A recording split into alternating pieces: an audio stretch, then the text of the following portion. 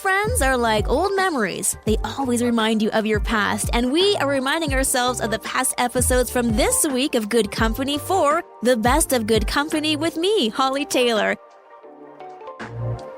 I'm Hollie Taylor here for Good Company. And for some of you, you might think, oh, going to shows, that's a luxury. And I want to dive into this. Luxury items or things that you would deem a luxury. And you know what? A luxury doesn't necessarily have a massive price tag attached to it. A luxury, I would say, is something you enjoy or something that feels like there's just not a lot of. So for me, I would say in this season of life, time is a luxury.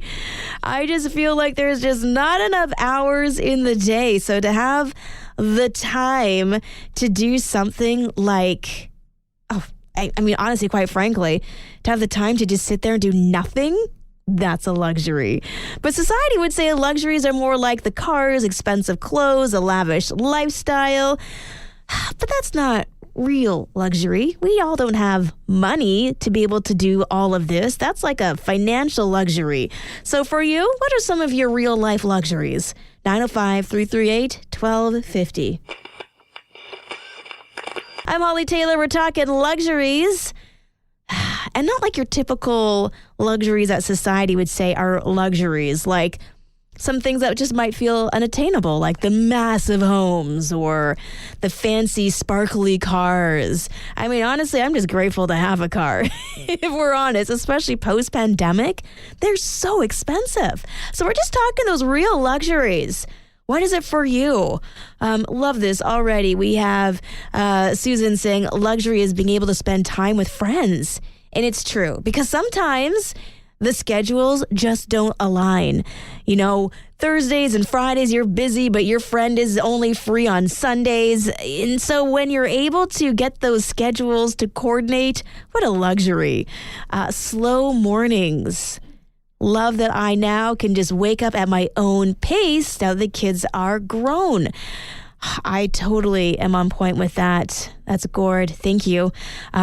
I have something to look forward to. That's a luxury I do not get to embrace quite yet. He's been gone a week. Let's see if his brain is off of vacation mode. Producer Mike. Hi. Yeah, don't sleep. Don't sleep on the job. I'm here. I'm back. What's up? What's a real luxury in your life? I was just thinking of is like having windows where we work. Yes. You know?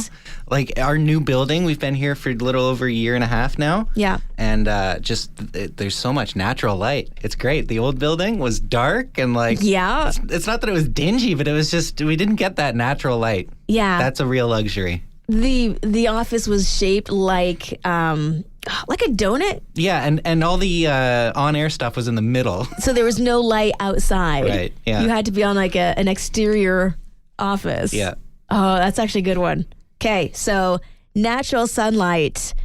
Yeah, these are good. I like this. It's making me appreciate my day a little bit more. All right, let's do one more. People to love and people to love you back. Absolutely love that, Lisa. Thank you for your text, 905-338-1250. I'm Hollie Taylor, and we're compiling our list, the Joy Radio list of best places to enjoy fall. So feel free, text in 905-338-1250. My contribution, Bell Fountain. I haven't seen it, but I have a couple of thumbs up here in our text line. Again, text in 905-338-1250. We have, Michael. Is this you?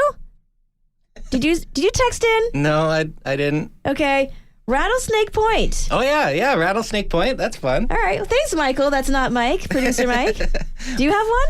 Yeah, it's also in the Burlington area. Brawny Creek Provincial Park.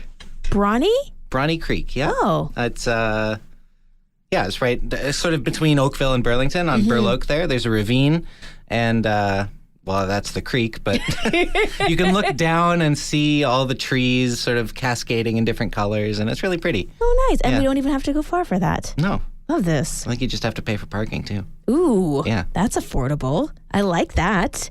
Let's do one more. A text here. This is from Nancy, and she says, Mono Cliffs Provincial Park. I think you might need a reservation, though, Holly. Okay, so I have to Google that one. Monocliffs. Honestly, that sounds like you're going to get sick. Got some monocliffs. Now I'm not going to forget this one. Now I have to check it out. Thank you so much for the ideas. Keep them coming as we create our Joy Radio list of places to take a look at the leaves. I'm Hollie Taylor here for Good Company, and please keep those texts coming in. It's nice to know I'm not alone. I do a lot of embarrassing things. So much so that in my early 20s, I adopted the motto, embrace the awkward. Because I can really deliver the awkward on a scale of 1 to 10 at about a 10 most of the time. So, and it could be anywhere. I mean, have you ever been to the grocery store and you just kind of stare at what's in somebody's cart? I'm a curious person. It's not good when they look at you looking at their cart. Or going to a restaurant and you just keep looking at all the food that's being taken to the tables. And you're like, oh, that looks good. I'll have what they're having. Something that I haven't done, but I do look at the food and I'm evaluating. Did I make a terrible mistake with what I ordered? So what are some of those things that you have done, that everyone have done, that might be a little embarrassing? I mean, it's a day in the life of me. But producer Mike, I'm sure you've never done anything embarrassing. No, never. I've never been embarrassed in my life. Yeah. I'm perfect. Yeah, I totally don't believe that. I remember once in high school, I think I was in grade 9, and when you're a niner and you're a little bit like, you keep your head down. Yeah. You don't want to attract attention. It's an awkward phase of life. There's this guy, he's out the front of the school, he's talking with his friends, and he's talking with his hands. Yeah. And he's like, got his hand extended, and as I'm walking by, I thought he wanted to shake my hand, so I just shake his hand. The look of like, what just happened on his face and his friends, and they all laughed, and here I am, little niner Mikey, going like, no! I can't go back to school ever. Yeah. Yeah. I don't even think he recognized me. Like, I'd see him in the hallway and do the horse blinder thing. Yeah. He never noticed. There you go. Because you were in grade 9. Yeah, that's probably right. Yeah. You don't have a face. No. He was like, I don't know, some little grade 9er shook my hand. Skirted by that one. I love that. This is something that I have done. So, Isla, you are not alone. She said that she saw somebody waving at her and they looked kind of familiar, so she waved back, only to realize that they're waving to the person behind her. Yeah, Isla, not alone. Totally done that. I've even said hi before, and they weren't looking at me, but they were looking past me, and then I shook them back into their current vicinity, the bubble around them, and they're like, "Oh, yeah, hi." See, sometimes you just got to embrace the awkward. I'm Hollie Taylor, and I think it was Monday.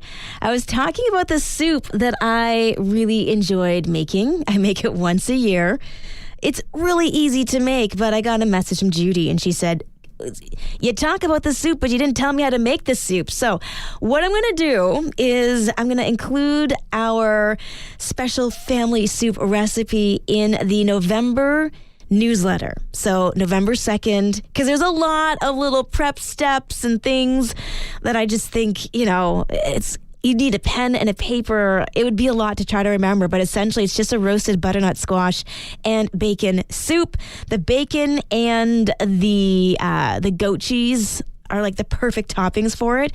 So you use your butternut squash, you use your onion, a red bell pepper, bacon. Essentially you bake it, you mix it all down so it's this puree of happiness, and you cook it. And when all is said and done, you add a little bit of olive oil, some minced garlic, some salt and pepper to taste, and then as the garnish, you put on top the extra crunchy bacon and that goat cheese, and it is so tasty. And if you want to take it one step further and you have dinner guests coming over, those little baby pumpkins? You cut the top off, you hollow them out, and you pour the soup in there, and they become their own soup bowl. And it looks really cool. I did that once, and that was good enough for me. I'm Hollie Taylor, and thank you to the text message from Ellie. EO, essential oils. That makes sense. We were talking about how to deep clean your mattress, and you'd use lemon EO. So it's lemon essential oils. Why didn't I think of that? Okay, so that and baking soda. Voila, done like dinner. Then you can have a nice, relaxing sleep. hopefully. A lot of people, though, struggling to actually get to sleep. And so some MIT grads have invented a commercial device that will actually be an alternative to those sleeping pills so that they can hopefully help others get a good night's sleep. And so it's a minimally disruptive headband. So it kind of looks like you'd actually wear a headband. You put it on your head, and essentially it's kind of like an EEG. So it sends audio waves into the brain to better align the brain regions to help with the onset of sleep. Smart kids!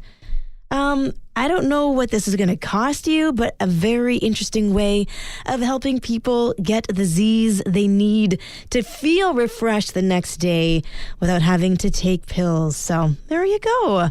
You never know. Soon this will be on the market and might help you get a better quality sleep.